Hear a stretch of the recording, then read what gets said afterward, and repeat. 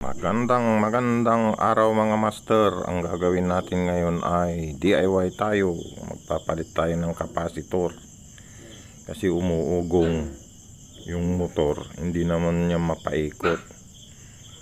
Kaya nung tinister ko shorted, ayan, pinalitan ko mga kabsat. At ang ipinalit ko ay yung kwan ng kapasitor ng electric pan lang kasi walang stock. Yan, ganyan ang ginawa ko. Sinupot ko mga friends, mga master, para hindi siya mabasa. Kasi nababasa yung kapasitor kaya nasira. Yan ang gawin nyo. Talian nyo lang saan nyo siya isabit. Para kahit kuwan, nababad sa ulan, hindi siya basta-basta papasok ng tubig. O ayan, tapos na.